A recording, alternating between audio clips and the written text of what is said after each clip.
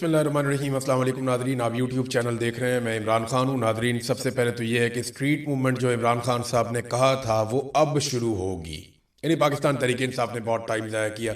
मैं आपको बहुत लंबे अरसे से एक बात कर रहा था कि ग्राउंड पे पाकिस्तान तहरीक इंसाफ की किसी किस्म की कोई तैयारी नहीं है।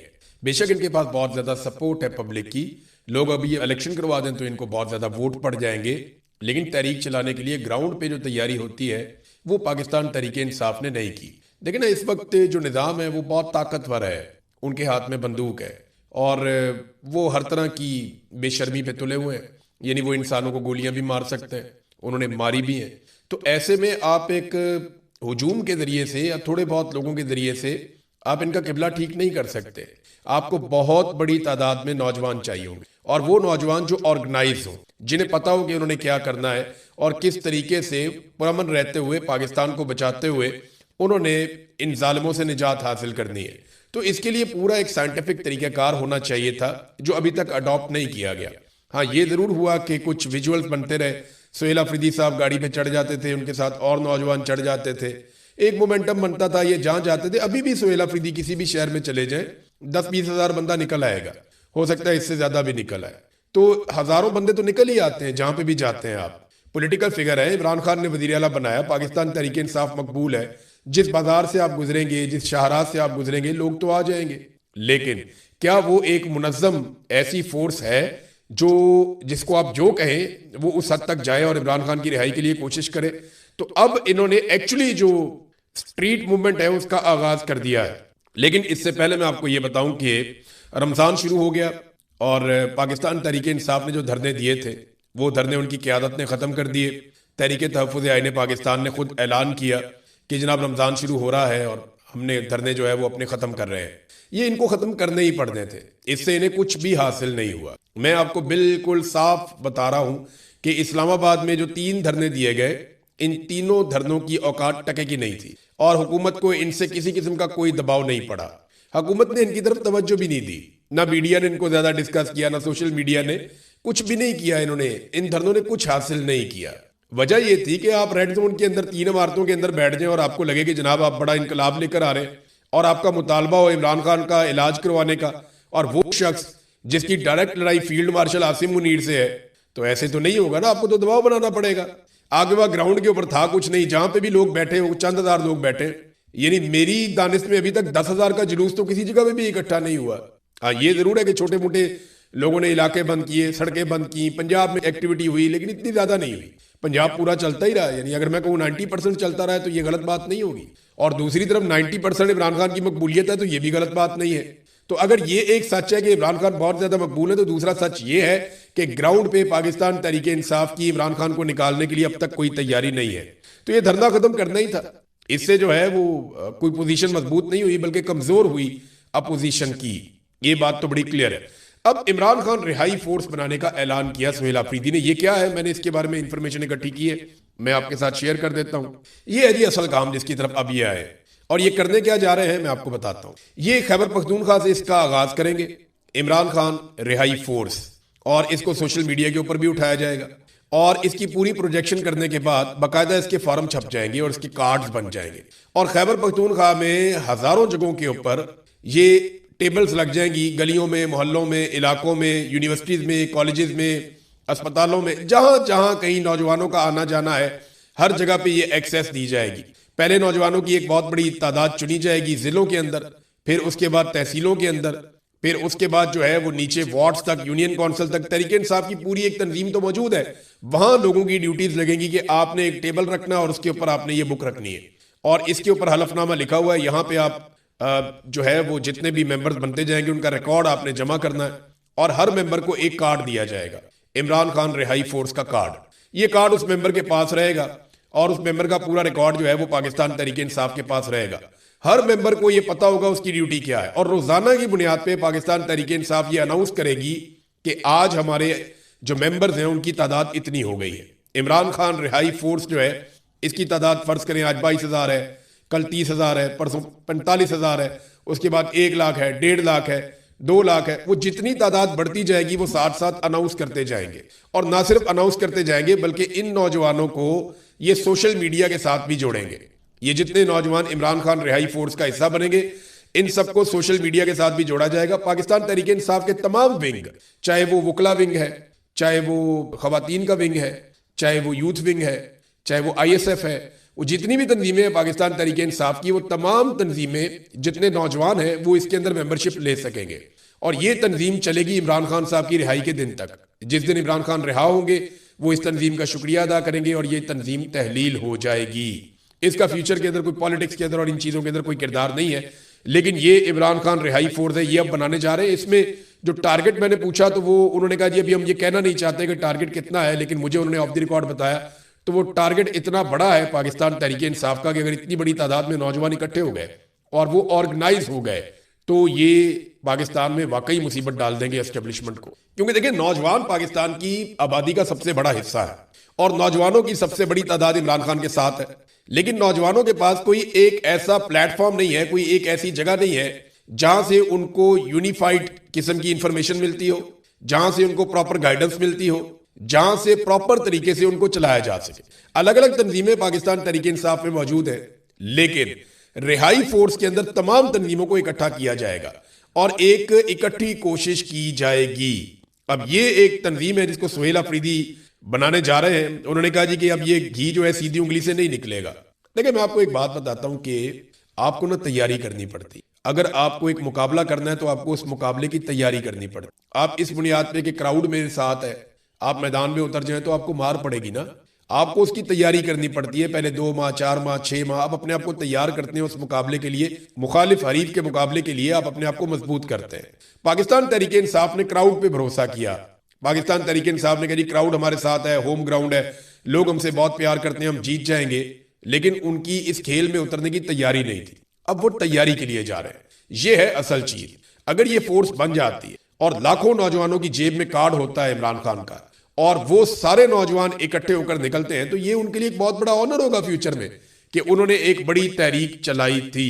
अब रोजाना की बुनियाद पे ये ऐलान करेंगे और तमाम तंजीमें इसका हिस्सा बनेगी और फिर हलफ भी लिया जाएगा। जो मेरे पास इंफॉर्मेशन है, पेशावर में एक हलफनामा होगा पहले बहुत बड़ा, फिर अलग अलग जिलों में जाकर हलफ लेंगे जितने नौजवान, फर्ज करें एक जिले में जो है वो 25,000 नौजवान है, इस फोर्स का हिस्सा है इमरान खान रिहाई फोर्स का, तो वो 25,000 नौजवानों से वहां पे उनको इकट्ठा करके हलफ ले लेंगे, फिर अगले जिले में, फिर अगले जिले में, और इस तरह आहिस्ता आहिस्ता ये जो मेंबरशिप है ये खैबर पख्तूनख्वा से निकलकर बलूचिस्तान, सिंध और पंजाब में फैलेगी।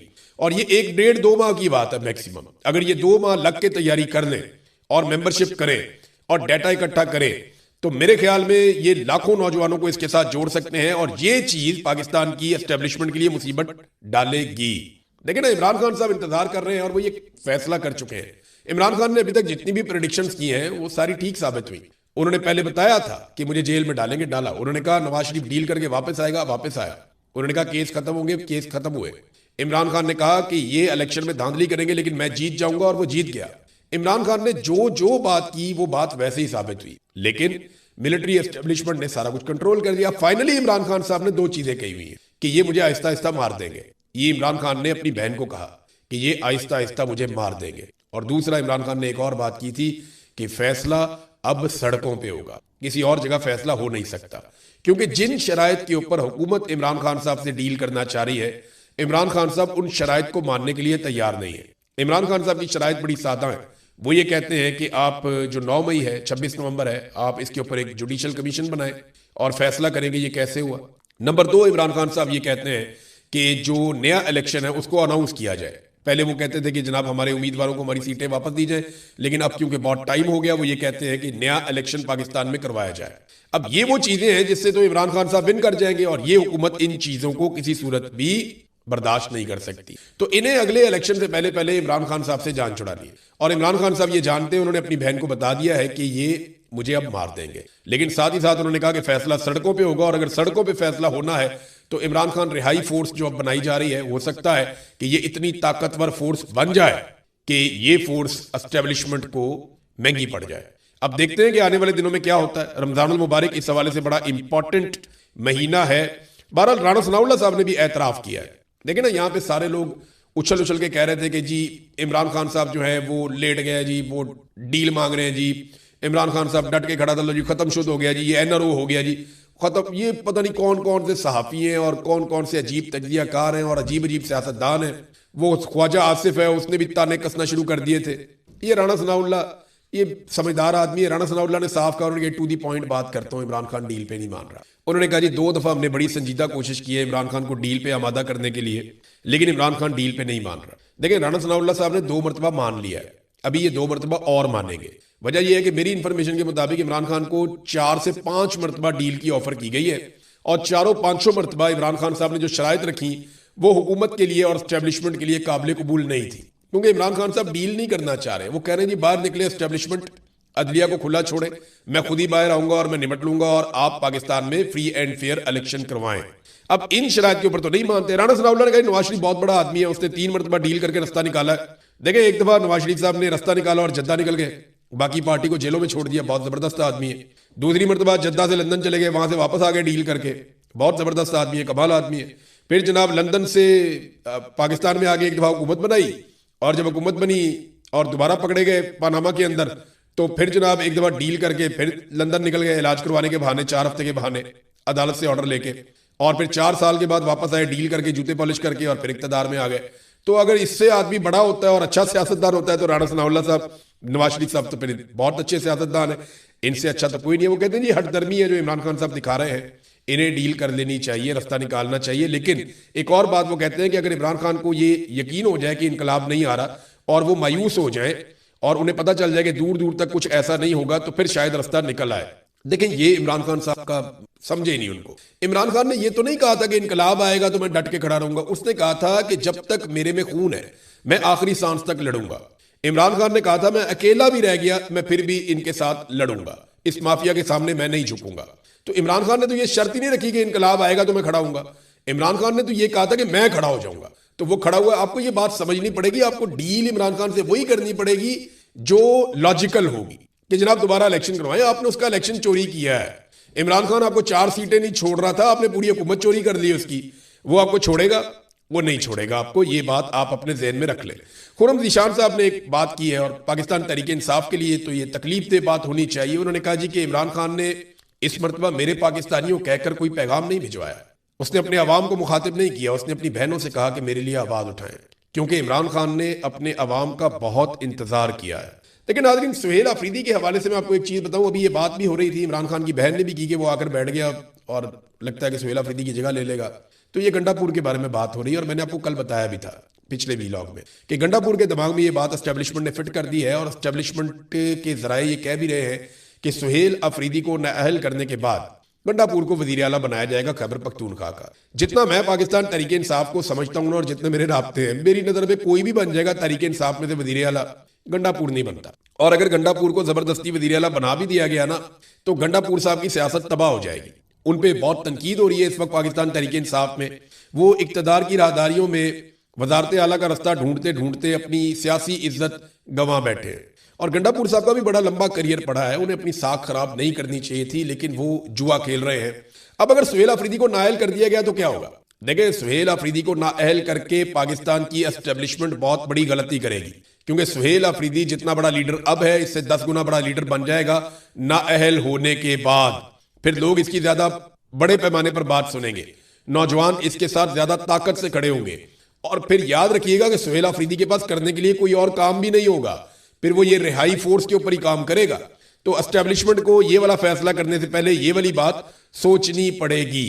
नाज़रीन ये जो टाउट्स है ना, इनके बारे में मैं एक बात कहना चाहता हूं। ये बार बार कहते हैं ना कि सोशल मीडिया इमरान खान को बाहर नहीं आने देता, बहनें नहीं आने देती, पार्टी नहीं आने देती और कुछ सहाफ़ी है वो नहीं आने देते। तो मैं एक बात कहता हूं कि ये क्यों ये बात नहीं करते कि इमरान खान को गैर कानूनी तौर पे जेल में डाला गया। जो लोग इमरान खान के हक में बात करते हैं या ये बात करते हैं कि उसके साथ जुल्म हो रहा है, ज्यादती हो रही है, उनको ये ब्लेम करते हैं कि ये इमरान खान को बाहर नहीं आने दे रहे। और जो लोग जुल्म कर रहे हैं, जबर कर रहे हैं, जो हुकूमत के अंदर है, जो आसिफ मुनीर और उनकी एस्टेब्लिशमेंट है, उनके ऊपर ये तनकीद नहीं करते।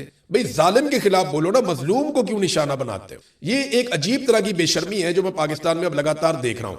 नाज़रीन 2 खबरें ऐसी हैं जो मैं आपके साथ शेयर करना चाहूंगा। उनमें एक तो अच्छी खबर यह है कि शुक्रिया अदा करना चाहता हूं मैं जस्टिस मियां गुल हसन औरंगजेब साहब का, सुप्रीम कोर्ट ऑफ पाकिस्तान के जज हैं, और जस्टिस नईम अख्तर अफगान साहब का। इन दोनों जज साहिबान के सामने मैंने आपको बताया था केस लगा हुआ था सोहराब बरकत साहब का, और सोराब बरकत को इन्होंने फौरी तौर पे जमानत दे दी। यानी जैसे ही सुप्रीम कोर्ट में ये मामला गया, जमानत फौरन हो गई। अब एक और केस के अंदर मजूका साहब ने जनाब रिमांड दे दिया था, दोबारा से वो जमानत मुअत्तल कर दी थी, तो वो जमानत मुअत्तली हो गई है। वो मामला इस्लामाबाद हाई कोर्ट में है, उम्मीद है अगले हफ्ते वहां से भी जमानत हो जाएगी।